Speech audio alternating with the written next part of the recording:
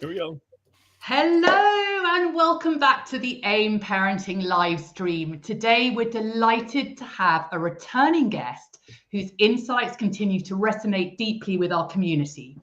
Calvin Armerding is a senior associate at Travelers Rest Counselling Associates, where he supports adults, couples and families through life's most meaningful challenges. He's also the author of The Cooperative Family and co-creator of the Telos Project, a web-based self-help program that guides individuals towards purpose, healing, and wholeness. Calvin also serves as president of the South Carolina Society of Adlerian Psychology and is co-founder of the Alfred Adler Fellows Program, a postgraduate initiative nurturing the next generation of Adlerian therapists. And his time away from the therapy room, Calvin is drawn to the beauty of architecture, the creativity of music, and the joy of raising his children. Calvin, welcome back. You are our returning champion, so it's so good to see you again, Calvin. Yeah, good to be with you all. Oh, it's really good to have you back. So should we just dive in? Absolutely. Let's do it. Great. Fantastic. So I've been reading a book called The Courage to be Disliked recently. Have you come across the book? Definitely. Along with apparently hundreds of thousands of other people. Yeah, absolutely. It is a bestseller. So what's kind of like really struck me is that Alfred Adler's work often feels incredibly modern, even though obviously it dates back over a century. So for those who are not so familiar, who was Alfred Adler and how do you think his psychology still speaks to the challenges we face today? Yeah, great question. Just be clear, I'm not, the foremost authority on Alfred Adler's history, but I'll give you kind of the big points that I do feel confident giving. So Adler was a physician who was in Vienna right at the same time as Sigmund Freud. So think of early days of psychotherapy being developed. Freud's there, pioneering some approaches to psychotherapy. He's got a little group that he works with where they have discussions, and they're all kind of, entering into this field of thinking about the mind and behavior and emotions and psychological symptoms and those kinds of things. Adler is in Vienna at the same time, was part of that group for a bit. There's a very long and complicated story as to what happened there, but the short version is that Adler and Freud went their separate ways. Freud was a bit nonplussed with Adler's way of thinking and, to put it lightly, kicked him out of the group. And Adler founded his own kind of, rebellious society over here and started training folks as well, having a different approach to psychology and psychotherapy. And then ended up having students who came to the United States. He himself came to the United States for a little while and had an impact certainly on American psychotherapy that actually is quite a bit more broad than I think a lot of people know. He had a very significant impact on Abraham Maslow. So if we think of hierarchy of needs, Maslow was close with Adler for a while.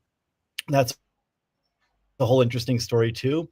Aaron Beck, who's the founder of cognitive psychology, we have a really cool typed out letter from a typewriter where Aaron Beck says that he has always and will always consider himself an Adlerian. Albert Ellis, who is the founder of rational emotive behavior therapy, was heavily influenced by Adlerian psychology. So, I mean, there's a very broad influence that Adler has had on particularly American psychotherapy, maybe less so in Europe and South America, which is still heavily influenced by Freud. But he's definitely around, and a lot of approaches that are being used now, I think you could make the case that they are neo-Adlerian approaches, whether he gets cited or not. That's interesting, Calvin, that you wrote whether he got gets cited or not. Because yeah. we're also going to say that, do you see Adlerian ideas kind of coming up in mainstream literature that aren't necessarily referenced as Adlerian? Like, I don't know, with like perhaps some parenting styles out there, or just books in general. Have you come across like his ideas that are sort of have been kind of brought into the mainstream but not necessarily referenced back to him? Yeah. I mean, and I think that even as Adlerians, I think sometimes we have this idea that Adler came up with all these ideas. And the reality is, and this is no disrespect.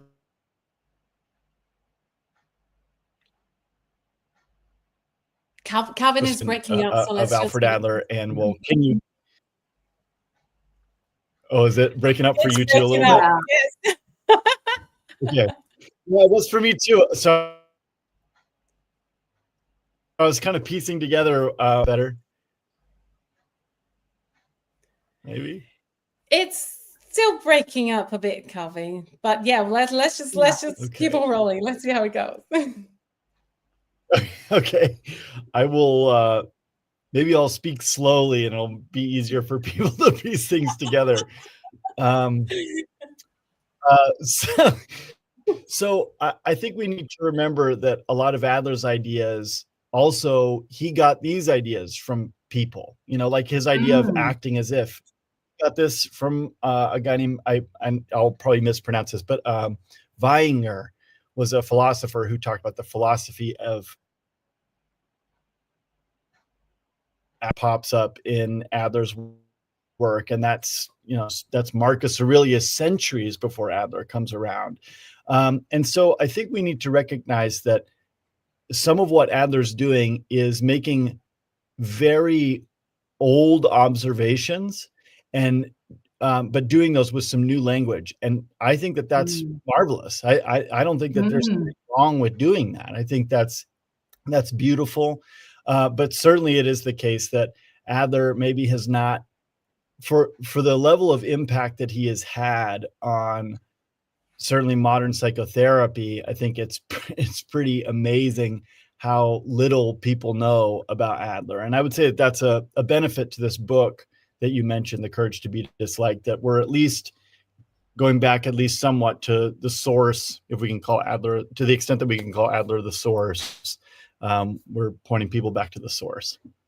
Yeah, absolutely. I find it very interesting, Calvin, how so many people have heard of Freud. And Jung, who was another one of the cohort, wasn't he? Yes, but not enough people have heard of Adler. And I can actually count myself as one of them. Until I learned about positive discipline, I had never heard of him. Nor had I. Which is very shocking once you start learning what his psychology is all about and how much it has influenced, not only the mainstream world, but like the world in general. I mean, it's so impactful, but you don't really hear his name out there. And even today, whenever I'm talking about positive discipline and the Adlerian psychology, people go like, wait, the what psychology? And then you still have to explain to them, which is only fair, because again, if I didn't know of him, so many others also haven't heard of him. But what really strikes me, and maybe I'm just going to sound like a little bit of a rebel here, is how many, brace yourselves, it's how many people actually just bring everything that he said, or so many things, sometimes like from positive discipline. Again, like we're here to discuss the differences and similarities between Adlerian psychology and positive discipline, right? So obviously they're so intertwined. But it's really interesting to see how so many people, they literally just get the positive discipline tools that obviously have come from the Adlerian psychology, and they just name it something else without saying where it's from. And so it almost sounds like a brand new idea from people who have just heard of them, but they don't really know the roots.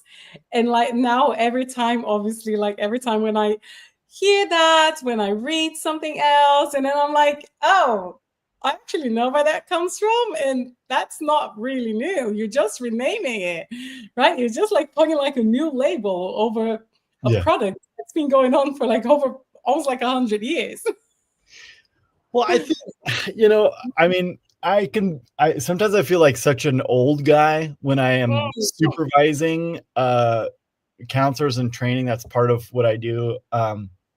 And I feel like such an old guy because I'll have these supervisees who get very enamored with some new sexy approach or a certification or something. Yes. And anyway, I don't really have any beef with some new certification program or training or what, if suffering people are being helped, you can call it whatever you want. And I really don't care so much that I get cited or that Adler gets cited or whatever. If people are getting helped, good. That's the whole point. But I do, sometimes I just want to kind of pump the brakes on some of the things that people get so excited about. They talk about them as if they're like, oh, we've like discovered this new thing. And this is going to be the ultimate panacea. It's going to fix all mental health problems. It's going to fix all families. It's going to fix all of everything. And I'm just like, guys, like these are very old ideas. They're very old ideas.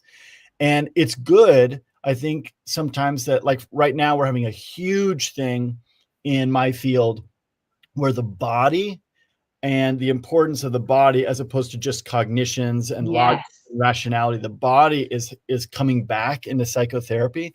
And I think that is so lovely and so wonderful. And also the idea that is some revolution of like, oh, nobody's ever considered this before is patently absurd. It's crazy. And so it's not to be curmudgeonly and just, again, like pick apart new approaches. If suffering people are getting helped, I don't care. But it certainly is the case that I think sometimes it's nice to know a little bit of history and be able to go back to sources and to figure out, okay, where is it that these ideas of democratic living and relative to positive discipline, where are these ideas of parenting? What are the foundations that sit underneath that? I do think that that's kind of interesting and fun to do. I'm always struck. One of my favorite books, I have integrated it into our post-grad training program. There's this little book by a guy named Sebastian Junger called Tribe. It is a really, really excellent book. It's a quick read. He's a journalist, and so it's a very efficiently written book. I think it is the greatest text on Adlerian psychology that's been published in the past 10 years. And, amazing. And it's not like the name Alfred Adler does not appear in the book. But I think it sums up the foundations of Adler's theory in a way that is so visceral and so clear and so vivid that we have all of our trainees read it, because like this is the core of it. Oh, fantastic. Can you just mention the author again? Yeah, his name's Sebastian Junger, and that's Junger. Junger. Brilliant. I'm gonna order that today. Thank you. It's an excellent book. I love it. It's really good to hear that, Calvin. Thank you so much for the tip. And so is it okay if we talk about one of the most well-known positive discipline tools, which is the mistaken goal charts? Yeah. Yes. So obviously, for those who don't know, the mistaken goal charts, and again, anyone can just Google it. I'm sure they'll find it, especially on the positive discipline website. So this mistaken goal chart, it actually helps adults to code the belief behind the child's challenging behavior. So can you explain how this chart connects to Adlerian theory, and if is there an equivalent concept used with adults in therapy or coaching? Because obviously, usually we just use the mistaken goal charts with children, but is there anything equivalent for adults as well? Yeah. So let's just talk about the mistaken goals for a minute.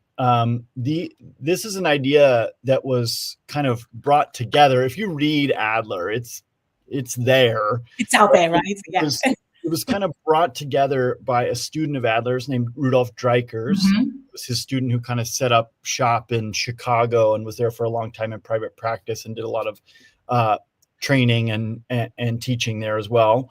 And so he put together these, when you're looking at kids and they're, misbehaving, I don't love this term, but let's call it misbehaving.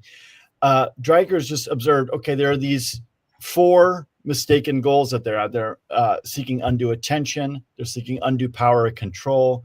They're seeking to get even, or sometimes we talk about it as revenge, and they're seeking to display inadequacy. And so Dreikers kind of pulled those together, and then that's been taken and systematized into parenting approaches. Certainly in positive discipline, there are other kinds of approaches that have done similar things.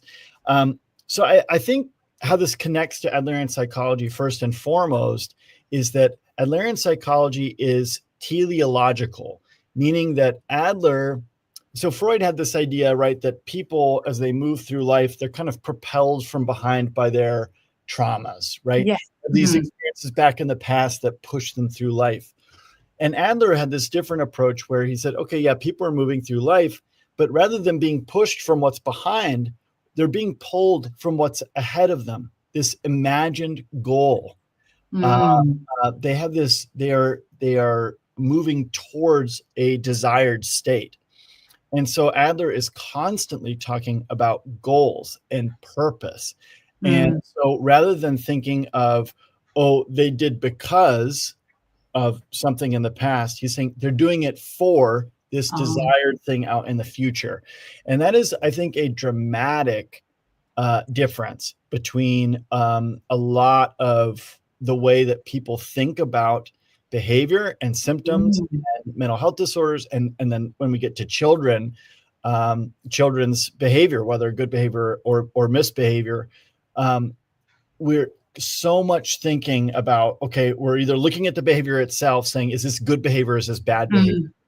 Or we're saying, oh my gosh, what happened to them? And which is it's not a completely unfair question. This is really from the Adlerian perspective to say, what is it that they are trying to move toward? What is it that they're trying to accomplish or achieve? Or what is this desired state that they are in pursuit of? That is a dramatic shift and also a really powerful way of seeing and understanding people that is very empowering. It's highly, it really emphasizes people's agency and their creative power in deciding what to move toward and what goal to create for themselves. Because I think that's the other thing, is that Adler had this idea that we create these goals. These are not objective goals that sit out in front of us. We create them internally, subjectively. And so you have a kid who really desperately wants to have the complete and full attention, undivided attention of his parents. Okay, that's very interesting and can help us to understand also how to intervene and to encourage and to help redirect and reorient a child without punishment, by the way. Yeah.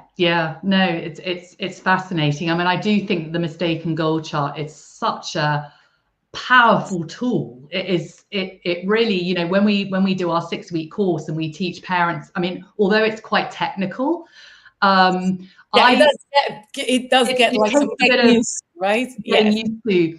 But what I love as well, and I bring into the mistaken goal chart, is the crucial 4 C's by Betty Lou Bettner. Yeah, that's right. So there's a book as well that I'm reading at the moment. I've got about 7 on the go, called Honey, I Wrecked the Kids. Yes. Yeah. By Alison Shade. Alison, if you're watching us, hi. Yeah. Yeah, of course. You were interviewed recently on her podcast, weren't you?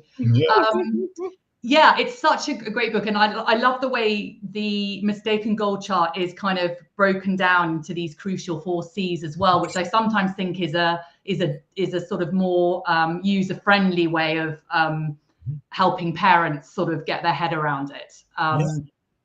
And one thing about the crucial C's, so I have two colleagues, one here at my private practice, and then another who's a professor in Hawaii, Dr. Joe Cece, who they've been working a lot recently on using those crucial C's also with adults. I think sometimes we limit ourselves by thinking that, oh, this stuff is for parenting and for kids and for child guidance. Yeah. Of course it is, but it's not like adults don't, well, let's go back to the mistaken goals or whatever. Yeah.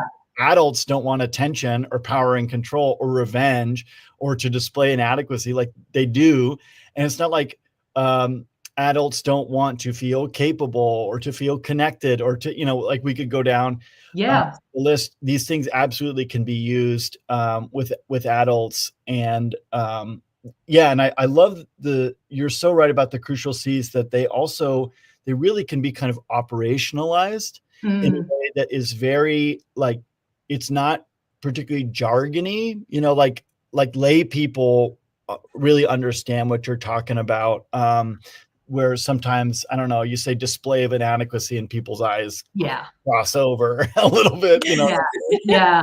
We're still working on a kind of interactive way of teaching the mistaken goal chart. Every time we teach it, we sort of learn something new about what's resonating, what's landing, what's not landing, So just to be very clear on the crucial 4 C's, it's connect, capable, count, and courage, right?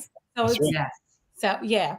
just for the fellows out there, and for me as well, it's always good for us to refresh our memories. And one thing that I really like, Calvin, about the Adlerian psychology, which obviously is very similar to positive discipline as well. For those who don't know, positive discipline was created by Dr. Jane Nelson, who lives in America as well. And because that was brought from Austria to the US by Rudolf Dreikers, that's why it's so popular, both the Adlerian psychology and positive discipline in the US. And then obviously, there's so many wonderful people just spreading the seeds and scattering that throughout the world.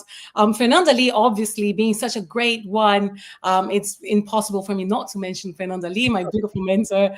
And she's doing such an amazing work in Brazil. It's actually through her that I got to learn about positive discipline. So Fernanda, if you're watching us, we love you so much. And thank you for everything you're doing in Brazil, and in all and in so many other places. But so like just going back, I just went off on a huge tangent. So one of the things that I really, really like about both positive discipline and the Adlerian psychology is that your past doesn't define you. So you're never going to be a victim of your past. And that is something that I find, as you said, it's just so empowering, because we can just learn from our past, and we don't need to let it define us, because everything that we do is goal orientated. So I think that is where the power lies. It's like, what do I want from here onwards? Bring all the learning, all the experiences that you had in the past, but obviously, like, don't let that define who you are. And I think maybe like that's why, Adler and Freud, they just went like on completely different paths. And obviously, like, go Team Adler. Well, I really do. I was saying about my field having a bit of a moment.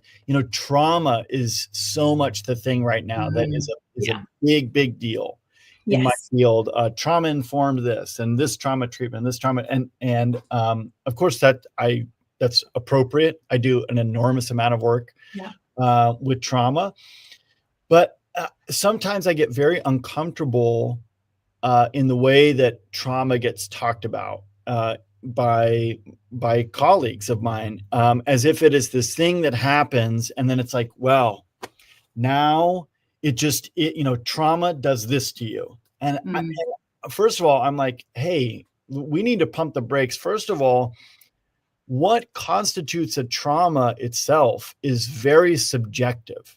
Like, even that is subjectively determined. A working definition that I've been using for trauma lately is trauma is whatever it is that happens to which internally there's this little voice, we could call it metaphorically, that says, never again at any cost. But That's a great definition. Yeah. What's so interesting about that, right, is that one person can experience something and make that internal, oh my gosh, never again at any cost. And a person sitting right next to them going through the exact same experience perhaps even more pain, or they were in greater danger, and they don't make that internal decision, and they don't develop at least the same kinds of symptoms or the same intensity of post-traumatic symptoms as this other person.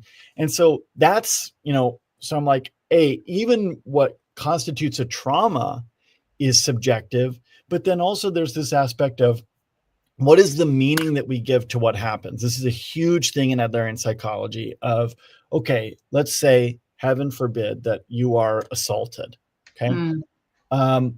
The thing is that there are so many different meanings that you can give to an experience like that. You can decide, okay, well, I guess the world is not safe, or men are not safe, or, the way to be safe is to become powerful, or strong, or, it's my fault. I shouldn't have been so stupid. These are all meanings that you can give to an experience like that. And the symptoms that are going to emerge from that are dramatically different. And have such a big impact on the kinds of struggles and discouragements that you're going to have to contend with. And I think it's a very powerful thing to be able to say, hey, it's not that it doesn't matter that you're assaulted. Like, of course, that's this massive, massive thing to contend with. But you are not merely at the mercy of it. You have this creative power in you where you can give a meaning to what happened, not in a positive thinking kind of way of just like, well, yeah, it's actually a gift that I was accepted. It's not that. But we have the power to give a meaning to it that is more or less reasonable and moves us into dealing with the tasks of life, with the demands of life, in a way where we're contributing to our community. You totally can do that. And that is a beautiful, beautiful thing, rather than thinking of trauma as just merely something that is happening to you. It's also something that's happening in you. Yeah, that's fascinating. And I mean, I've got I suffered from burnout about sort of 10, 12 years ago. So I've been on this kind of recovery journey and learning a lot about kind of, at first I was just like, well, trauma, no, I've never experienced any trauma, because they always used to, my practitioner always used to tell me, there's trauma with a big T and trauma with a small t, but also and it's subjective, but also it could just be the way someone spoke to you, or the way, it doesn't even have to be anything big. It's how you experienced it. But also I think, what you're saying is what about, like, obviously if you're a young child and you experience something in your childhood, is there a way of, if you have attributed a meaning to whatever it was that happened based on where your brain was at that time and where your nervous system was, is there a way, and you don't necessarily know what that meaning is there a way of kind of reframing that meaning as an adult? Oh, yeah. I mean, and I'm speaking as much from personal experience as anything. And gosh, I have mixed feelings about, I almost hope my parents don't listen to this, because I wouldn't want them to take this as disrespect, but I had this weird thing growing up where I got left places a lot. Okay. And okay, so that's the fact of the matter, right? Yeah. I did get left places. And that's a tough thing, for a kid to sort out. But the meaning that I gave to that, and this was a ridiculous meaning, like this ended up, this is not true. How old were you, Calvin, just for some context? Oh, I mean, younger than 10. Okay. But this continued past that. Okay. But like, before the age of 10, I was getting left places a fair amount. And one of the meanings that I gave to it is, oh, okay, I guess I'm not wanted, and I'm not important, and there's something wrong with me. I'm bad, and they don't want me around. And that's not true. It's not true, but that is what happened inside of me. And that decision, that meaning that I gave has greatly shaped so much of my life. But then I think, I got into therapy at the age of 22 and started working on some things and came to decide, oh, yeah, it's not that you're not important. And there's really nothing. I mean, it's not that I'm a perfect person. Like, I have things to work on, but there's nothing fundamentally bad or terrible about me. And that also has had this massive effect on shaping my behavior and my choices and my decisions and my emotions and how I manage challenges, all those things. So absolutely, there's so much capacity that we have to change and reorient. And thank goodness for that, or else I wouldn't really know what to do with myself as a therapist.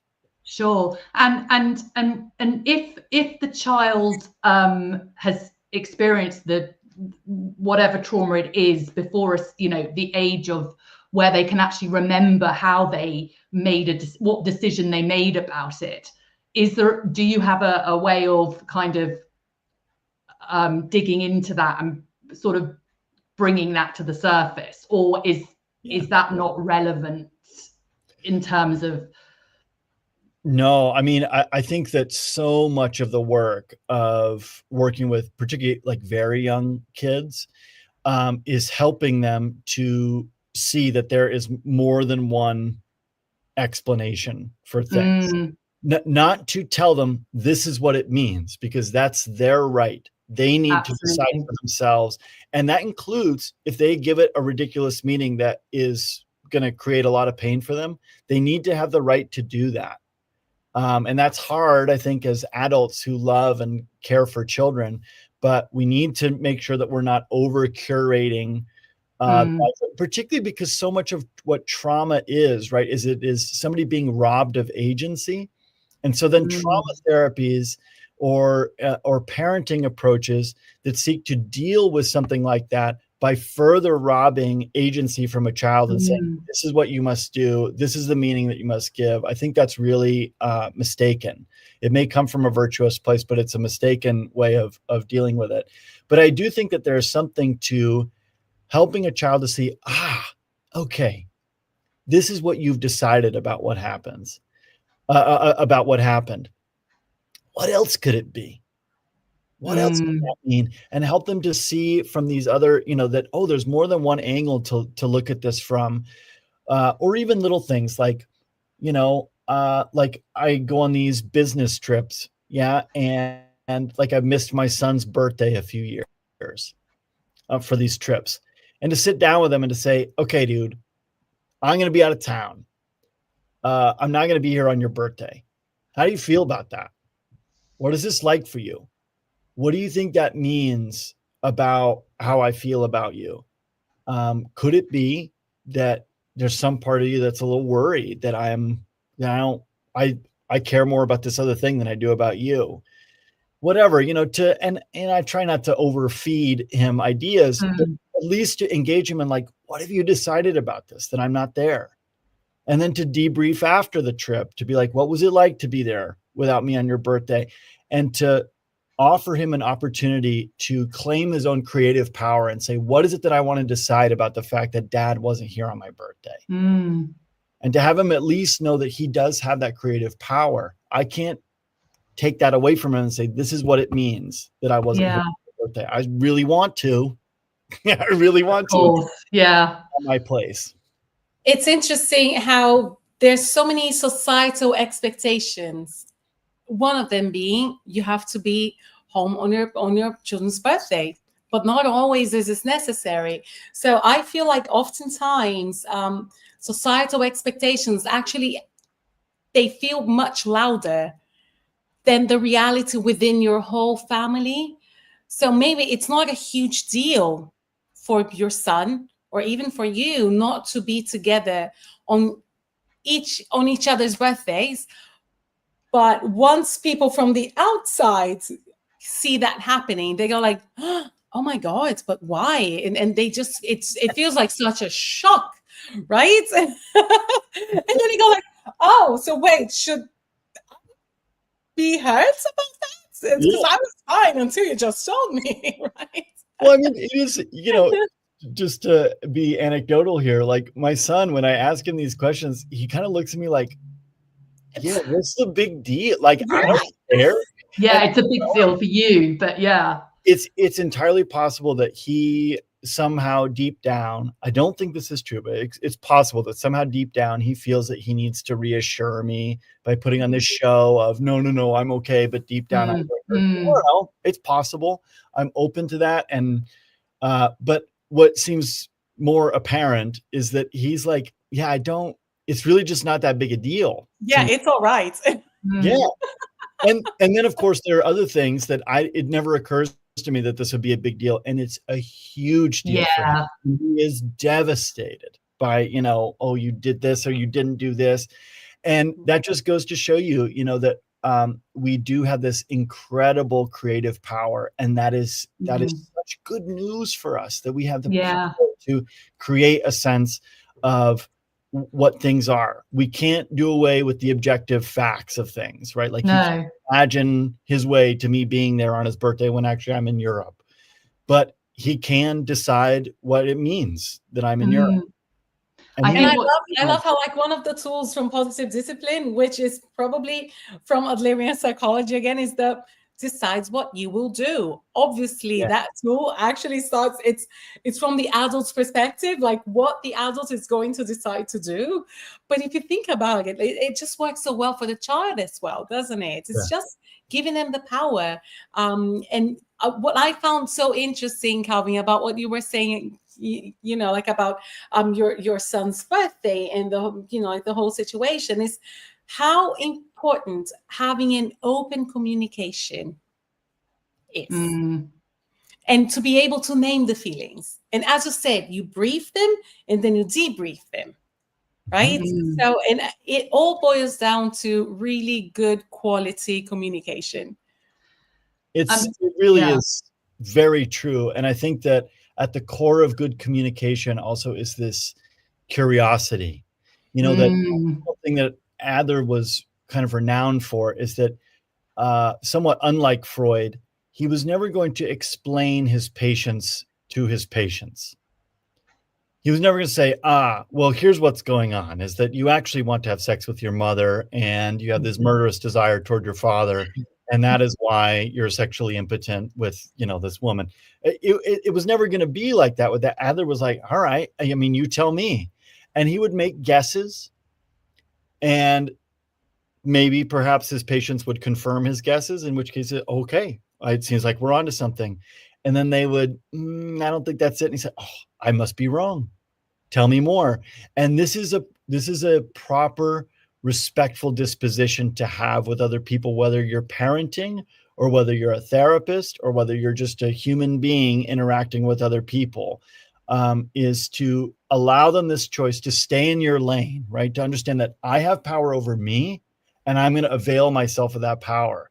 But what I'm not going to do is think that I have power over other people and veer out of my lane and try to take power over them, including in the form of benevolence. This is like classic parenting mistake. It's like turned upside down. Yeah. That's right. Is that, parents, they spoil their children, which they think that it's benevolence. And instead what their child makes out of it creatively is, oh, they don't have confidence in me. They don't think I can do it. Right. And so it's a powerful thing in communication. Yeah. To be regular about it, but also to be respectful about it, to say, you tell me, what do you, pal?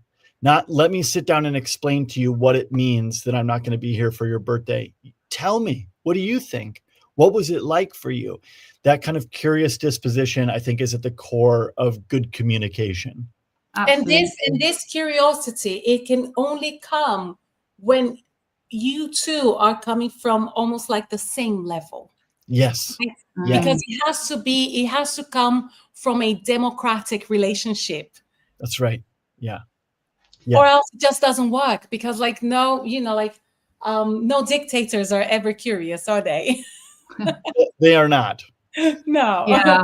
They know I think one of the tools that parents find the most helpful along with the mistaken goal chart, is, it's called curiosity questions. Yeah. And it just, brings in a really user-friendly way this idea of, the motivational curiosity questions, but then also the, I'm not sure how they, just the general curiosity questions.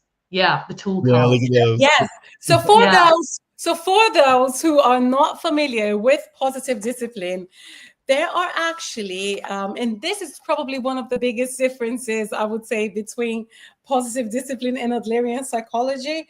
Positive discipline, they actually have tool cards. And it's a very, very practical way of trying to understand, like everyday, I would say, can I say just everyday challenges? Yeah. And how to get around them, how to cope with them, and how to almost like sometimes how to just flip the script. So as you can see, there's so many tools over here. One of them obviously being curiosity questions. And I would say this is one of the biggest differences. Again, if we can just talk very briefly about these differences between positive discipline and Adlerian psychology. One of the things, Calvin, that I felt when I started learning about positive discipline, and then I was like, oh, okay, so there's Adlerian psychology, and that's the base, was I found it very easy to find literature on positive discipline. There's countless books written mostly by Jane Nelson herself, obviously. But I found it very tricky and challenging to find books on Adlerian psychology. Can you just can you just tell us a little bit more about how is it challenging for you guys to, because you were obviously like talking about the book Tribe. Yeah. And you said it yourself. It's like, well, it doesn't even say it's Adlerian. It's based on Adlerian psychology, but we know everyone wants to know. So how's that? Yeah. Like, how easy or how challenging is it for you to find literature to support all the learning? Apart from obviously Rudolf Dreiker's Children's the Challenge, which is, I think it's the one that people talk about the most, but please do correct me if I'm wrong. No, that's certainly, I think true.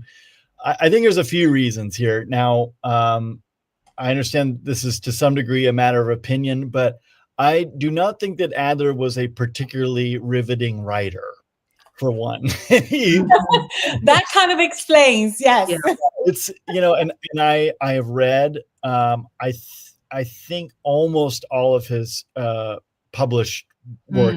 Obviously, there's tons of unpublished stuff or very niche articles or things that I haven't read, but the books, I've read them and like them, but they are not page turners. No.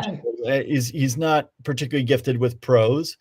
And so that makes it a little hard. I think also Adlerians have just generally been much more given to they're much more given to be practitioners than they are to be researchers and academics, which reduces the amount of publication that's out there. Sure. Now, obviously, there are very meaningful exceptions, Alison Schaefer being one of them. I'm thinking also of my friend and mentor, Jim Bitter, who has done what I consider to be some really good writing. There's a wonderful professor in Europe, Dr. Ursula Oberst, who's written a bunch of stuff that I really like. There's a woman, Zavit Abramson, in Israel, who published a wonderful book on couples relationships. That book, although, is very difficult to get. And so, it kind of illustrates the point that it's just, there is really good stuff out there, but it's harder to find. It's certainly not very mainstream. I'll just make one other brief comment here. And I actually think that this is why Adler's not very well known compared to that makes sense.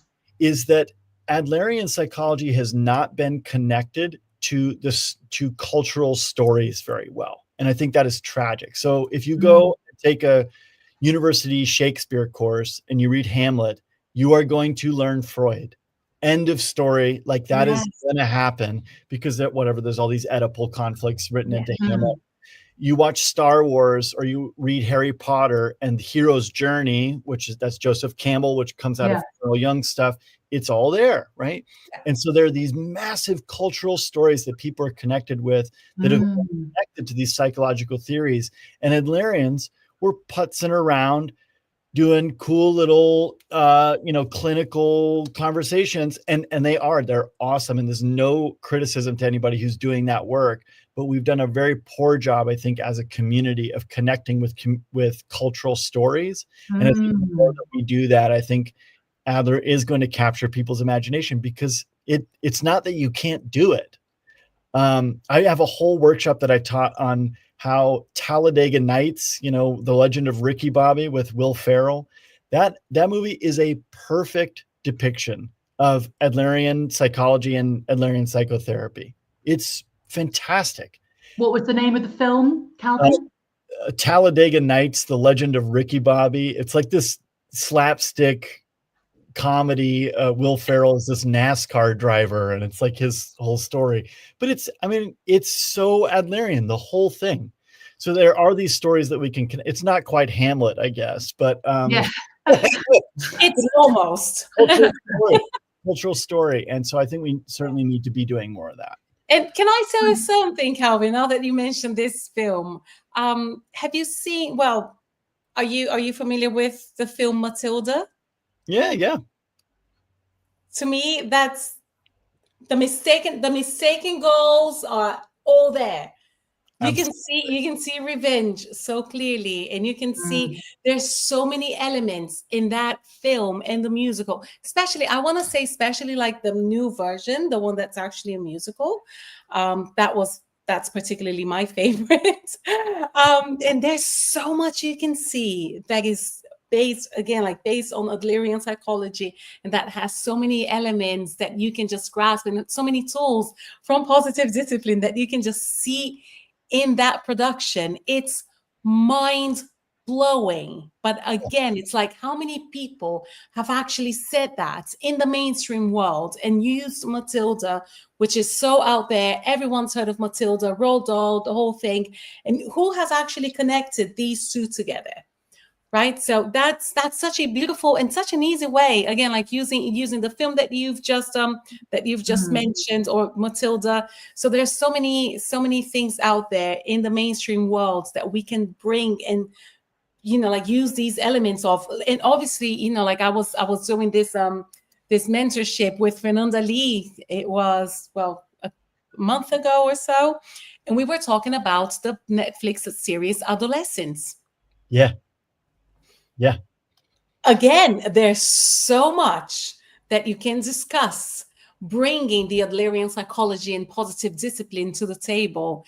But again, it's like, how many people can actually, make these connections? And then, like, what is our role as people who have been in touch with this knowledge?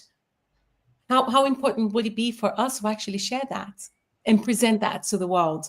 Yeah, and I think it just comes. You have to bring them from the mainstream perspective. We need to meet them where they are. Right. Instead of saying, "Oh, just read that book," or like read that one, but by the way, it's really hard to find. No, it's like, hey, you know that film on Netflix, or hey, you know that one on YouTube. Let me introduce you to this whole new world using that media as an example. Yeah, Carry on, Calvin. There's just so many. I have a whole list of films that you can look at through like an Adlerian lens, and we certainly need to be doing that work. Yeah, I would love to have access to this list. So would I. Definitely. No, just because we're talking about literature, I thought it would be amiss not to mention your book, because I'm really interested in the whole idea between in the cooperative family. So one of the insights that, now this was ChatGPT, so correct me if it's wrong, but I'm going to be completely open. This was done like 5 minutes before we were going live. So families are the training ground for social development. Unfortunately, they often train us to compete with others. Mm-hmm. So yeah, kind of how do you see this unintentionally happening in families, and how could we shift in a nutshell? I know we haven't got time to go into the whole bit, but just how can we shift towards more cooperation? Well, the way that often that I describe competition and cooperation is in the United States, we are maybe elsewhere, but we play this game called King of the Hill when we're kids, and you find a little gravel pile, and you stand on top, and then you're king of the hill, and your job is to keep everybody else down. Okay. And if you're down and you're not on top of the hill, you have to pull down the person on top, right? And this is and it's a fun little game, but this is how people live life, You have children in families who are competing with their siblings, saying, well, to have a place, to have a meaningful place here, I have to be prettier, I have to be smarter, I have to get in less trouble, I have to get in more trouble, I have to have more attention, and so we're engaged in these constant competitions, and that happens between siblings, it happens between parents and children. There's wild competition that happens there. It happens between couples. So much of, basically all the couples work that I'm doing is identifying what is the competition that you all are engaged in with one another. Let's figure that out. Interesting. And then it also happens between generations. You look at how generations speak about each other. It's horrendous, putting each other down. And what we need to do instead of competing is to recognize that, listen, we live in a human ecosystem. Okay. And let's just take a family as like a microcosm of that ecosystem, that everybody needs to have a place. And they need to belong in a way that is significant in the family. And when everybody feels that way, the whole family flourishes, right? And so when you've got a kid who you are constantly crushing into compliance by saying, no, I'm the adult up here and you are the child, and so you must do exactly what I say with no questions, no whatever. What you're doing is you're thinking that if I win the competition, it's going to go well for everybody. And it's not. You crush the spirit of a child, and then out of their discouragement, they misbehave all the more. And they're more likely to engage in power struggle or revenge or displays of inadequacy, whatever. And then which exhausts you as a parent, so on and so forth. And so, it's really hard to say, I'm going to let my child make a mistake. I'm going to let them make a bad decision because that's not my power. I'm going to engage in a cooperative dynamic. And you think, but this is going to go so badly. But what happens instead is that the family is enriched. Not that everything goes well all the time, but that the ecosystem itself flourishes. And so there's certainly more that I could say, but I think this is so much of what causes us problems in relationships, is that we're engaging in competition instead of a cooperative dynamic where we treat people as our equals. Not that everybody is uniform, their role or their responsibilities or whatever, but that we are equal in terms of dignity and respect. That's straight from Dreikers, by the way. Yeah, absolutely. And everything boils down to the sense of significance and belonging. That's right. Right. And the thing is, how can you feel belonging when this is actually tied to your performance? Yeah. And then obviously, we could even talk about the attachment theory, which we won't. But obviously, and the thing is, Calvin, as we all know, right? This doesn't stop in the family dynamic. The thing is, the school system usually the work environment, so much of that competition to the table, and then obviously, then this is translated to the work environment as well, because you just keep leveling up. Right. And then it just basically never stops. And one thing that Jane Nelson always says is we shouldn't win over the child, because obviously whenever there's a winner, there's going to be a loser as well. And, it's always so crushing to feel that you are the loser. More about winning the child over. And that's exactly what she says. She always says, win the child over instead of winning over the child. And it's beautiful to see, obviously, how can I not mention, right? Because Montessori education and the whole philosophy is all about cooperation. That's right. That's right. Yeah. This, I think, is really at the core. This is the shared philosophy of positive discipline, Adlerian psychology, Montessori, all these things, is the sense that, hey, when we are trying to do this one up, one down dynamic, it never, ever ends well. Yeah. And it's so tempting because it's like, it's quick and easy. And by the way, this is like back to pop culture stories. This is the light side of the force and the dark side of the force. The dark side is quick, it is expedient, it's intensely powerful or whatever, but it ultimately leads to destruction. Whereas the light side of the force, you throw down your lightsaber, you say, I'm not gonna, I'm not gonna engage in this, I'm not gonna fight. And then it looks like, oh, well, that's for sure gonna make you lose, and instead you prevail. This is this story is everywhere, all over the place, always. And it's a powerful insight that certainly can be used for parenting, but far beyond parenting into life in general. Yes, and that is why Maria Montessori would always say that, she would always mention peace education. Yes. Yeah. Because that's it. It's so like for everyone out there, oh my God, if you're listening to us or if you're watching us, this is how wars start.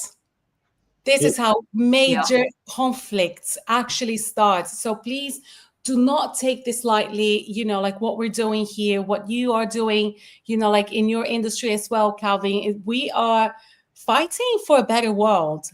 That's right. And, obviously it will start at home. It will start with the families. It will start at school, but you always carry this with you for life.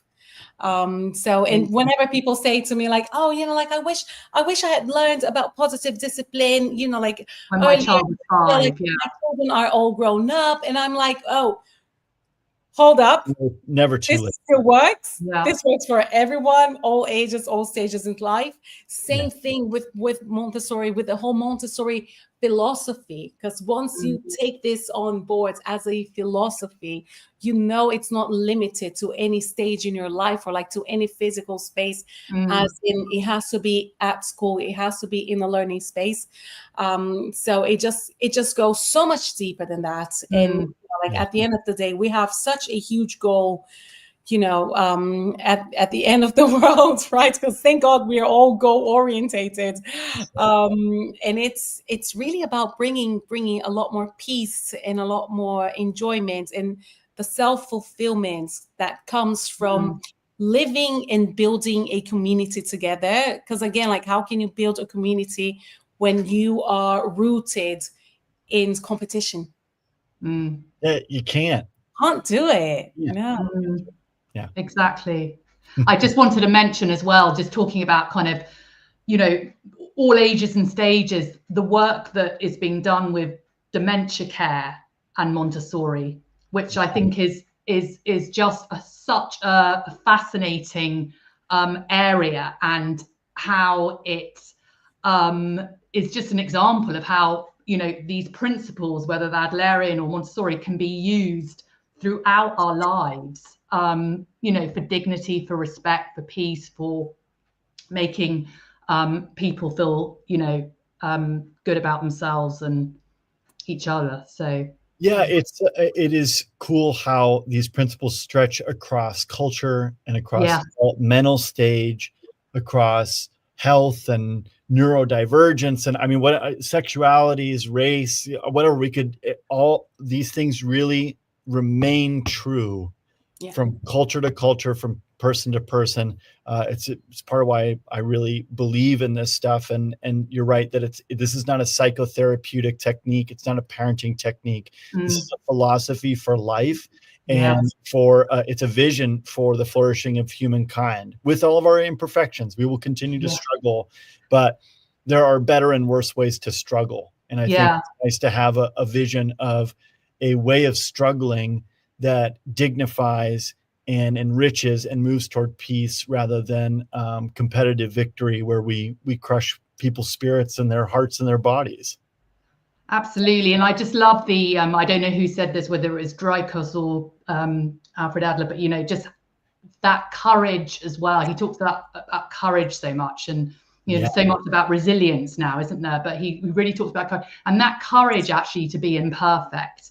That really, that whole mindset has really helped me do what I'm doing now. It's like, you're not going to be perfect, Amanda. Just get out there and have the courage to be imperfect. And I think we often leave parents with that, because children don't need perfect parents, and there aren't perfect parents. And letting go of perfectionism, which can get us into all sorts of trouble. So yeah. Calvin, it's unfortunately it's time for us to wrap up. So I would just like to ask you, is there anything you would like to mention, or is there anything that we haven't touched on that you would like to bring to us and our audience?